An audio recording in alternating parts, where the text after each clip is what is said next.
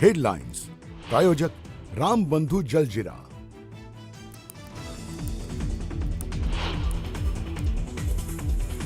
विधान परिषदेच्या 6 जागांसाठी 30 जणांची यादी भाजपनं केंद्रीय नेतृत्वाकडे पाठवल्याची माहिती। संघटनेत काम करणाऱ्या आणि नव्या चेहऱ्यांना संधी देण्याचा निर्णय, सूत्रांची न्यूज 18 मराठीला माहिती।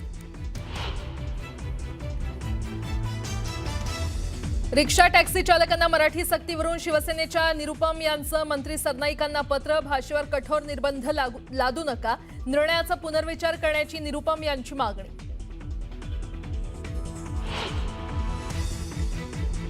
जे रिक्षा चालवतात, जे मराठी लोक रिक्षा चालवतात, त्यांच्या अंगावर आला तर रस्त्यावर मारणं।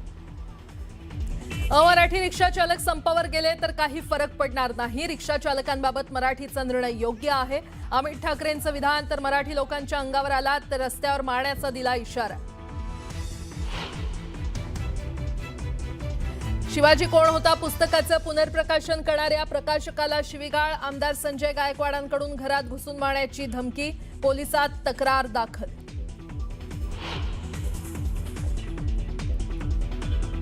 नेस्को ड्रग्ज प्रकरणी फिल्म इंडस्ट्री सोबत कनेक्शन उघड। अटक झालेली जिया जेकब साइड ऍक्टर असल्याची माहिती।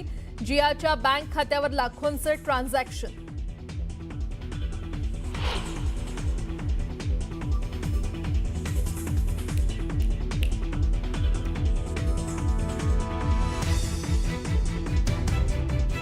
डोनाल्ड ट्रम्प यांच्याकडून भारताचा नरक समान देश असा उल्लेख। ट्रम्प यांचं विधान अपमानास्पद असूनही पंतप्रधान मोदी गप्प का, काँग्रेसचा सवाल।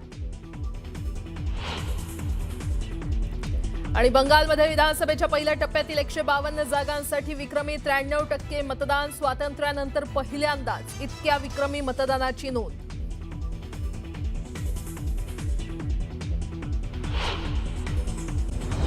सुरुवातीला एक अतिशय मोठी बातमी। नेस्को ड्रग्ज प्रकरणी फिल्म इंडस्ट्री सोबत कनेक्शन उघड झालेलं आहे। गुरुवारी अटक झालेली जिया जेकब ही साइड ऍक्टर असल्याचं कळतंय। जियाच्या बँक खात्यावर लाखोंची उलाढाल झालेली आहे। नेस्को प्रकरणातील आरोपींकडून तिला पैसे पाठवले गेले होते, तर जियानं अंमली पदार्थ पुरवल्याची शक्यता वर्तवण्यात येते। या क्षणाची अतिशय मोठी बातमी आपण पाहतोय। नेस्को ड्रग्ज प्रकरणी फिल्म इंडस्ट्री सोबत कनेक्शन उघड झालेलं आहे। गुरुवारी अटक झालेली जिया जेकब ही साइड ऍक्टर आहे। जियाच्या बँक खात्यावर लाखोंची उलाढाल झालेली आहे। नेस्को प्रकरणातील आरोपींकडून तिला पैसे पाठवले गेले आणि जियानं अंमली पदार्थ पुरवल्याची शक्यता वर्तवण्यात येते।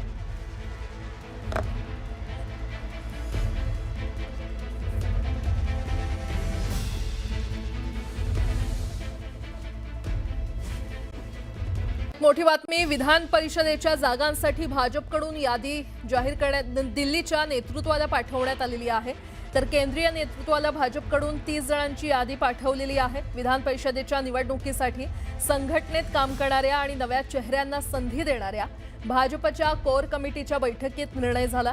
विधान परिषदेच्या पोटनिवडणुकीसाठी प्रज्ञा सातव यांच्या नावावर जवळपास शिक्कामोर्तब असल्याचं सूत्रांकडून कळतंय। बातमी। टॅक्सी आणि रिक्षा चालकांना मराठी भाषा सक्ती करण्याच्या मुद्द्यावरून शिंदेंच्या शिवसेनेमध्ये 2 गट पडल्याचं चित्र समोर आलंय। येत्या 1 मे पासून रिक्षा चालकांना मराठी भाषेची सक्ती करण्याच्या निर्णयाची अंमलबजावणी करण्यावर राज्याचे परिवहन मंत्री ठाम आहेत, तर याच सक्तीवरून शिवसेनेचे नेते संजय निरुपम यांनी परिवहन मंत्री प्रताप सरनाईक यांना पत्र पाठवून ऑटो टॅक्सी चालकांनी कामापुरतं मराठी बोलावं अशी अपेक्षा ठेवा, मात्र मराठी भाषेबाबत कठोर निर्बंध लादू नका अशी मागणी केली आहे। अशी सक्ती केल्यास रिक्षा आणि टॅक्सी चालकांच्या उपजीविकेला धोका निर्माण होईल, त्यामुळे आपल्या निर्णयाचा पुनर्विचार करा अशी मागणी संजय निरुपम यांनी केली आहे। दरम्यान या संदर्भात शिवसेनेचे नेते संजय निरुपम आणि परिवहन मंत्री प्रताप सरनाईक यांच्याशी आम्ही संपर्क साधला होता, त्यावेळी त्यांनी काय भूमिका मांडली ऐकूया। सर्वप्रथम महाराष्ट्रात मराठी भाषाचा सन्मान झाला पाहिजे आणि याच्या विरोधात कोणीही नाही। सर्वांना मराठी बोलायला पाहिजे, पण ज्यांना समजा मराठी येत नाही, जे चांगलं मराठी बोलू शकत नाही, त्यांच्यावर काहीतरी एक बंधन टाकणं हा थोडासा जास्ती होईल। एक दुसरा जो ऑटो चालक आहेत आणि टॅक्सी चालक आहेत त्यांच्याकडून तुम्ही एवढी अपेक्षा करू शकता की बाबा तुम्ही काम चलाऊ मराठी बोला, पण त्यांच्याकडून तुम्ही अशी अपेक्षा करता की ते मराठी बोलण्याच्या, वाचण्याच्या आणि लिहिण्याच्या त्याच्यामध्ये एक पारंगत राहिला पाहिजे, ते होऊ शकत नाही ना. त्यांच्या उदरनिर्वाहाचा विषय आहे, त्यांच्या जीविकोपार्जनचा विषय आहे. संजय निरुपम गेल्या अनेक वर्षापासून शिवसेनेच्या हिंदी सामनाचे ते संपादक होते, लोकसभेमध्ये राज्यसभेचे ते खासदार होते आणि शेवटी उत्तर भारतीयांचा, बिहारी राज्यातून येणाऱ्या लोकांचा किंवा हिंदी भाषिक जे लोक आहेत त्यांचे ते नेते म्हणून आहेत. परंतु त्यांचं पत्र जर तुम्ही वाचलं असेल, त्या पत्रामध्ये कुठेही या मराठी भाषेला विरोध त्यांनी केलेला नाही. फक्त त्यांचं असं म्हणणं आहे की थोडासा अवधी त्यासाठी लागणार आहे, तर आम्ही 28 तारखेला बैठक घेऊ आणि बैठकीमध्ये त्या संदर्भात त्यांच्याशी चर्चा करू.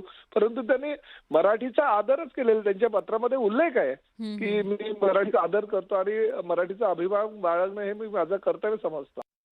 वळूयात पुढच्या बातमीकडे. महिला व बालविकास विभागात 73 कोटींचा कथित गैरव्यवहार झालाय. मंत्री अदिती तटकरेंनी एक्सवर पोस्ट करून ही माहिती दिली आहे. ठाणे जिल्हा नियोजन निधीत 73 कोटींचा कथित गैरव्यवहार झाल्याचं त्यांनी म्हटलंय. तर उच्चस्तरीय समितीकडून कथित गैरव्यवहाराची चौकशी करण्याचे आदेश देण्यात आल्याचंही त्यांनी ट्विटमध्ये म्हटलंय. दरम्यान मंत्री अदिती तटकरेंनी पोस्टमध्ये नेमकं काय म्हटलंय पाहूयात.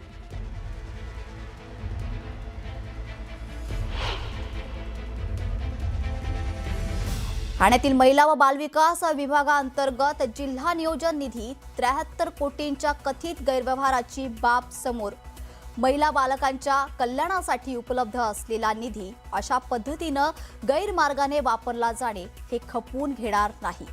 तातडीने दखल, लवकरात लवकर कठोर कारवाई करणार. या प्रकरणातील दोषींवर कठोर कारवाई होणार. आयुक्तांच्या अध्यक्षतेखाली उच्चस्तरीय चौकशी समिती गठीत करणार. दोषी आढळणाऱ्या तत्कालीन विद्यमान अधिकाऱ्यांना तात्काळ नोटीस बजावणार. घोटाळ्यात सहभागी सर्व संबंधित कंत्राटदारांना तातडीनं ब्लॅक लिस्टमध्ये टाकणार.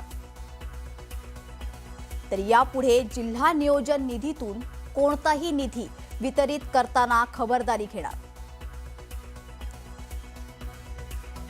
रीतसर प्रक्रिया पूर्ण केल्याशिवाय प्रशासकीय मान्यता देण्यात येऊ नये.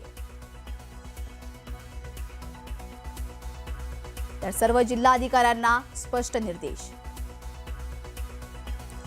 असं ट्विट अदिती तटकरे यांनी केलंय.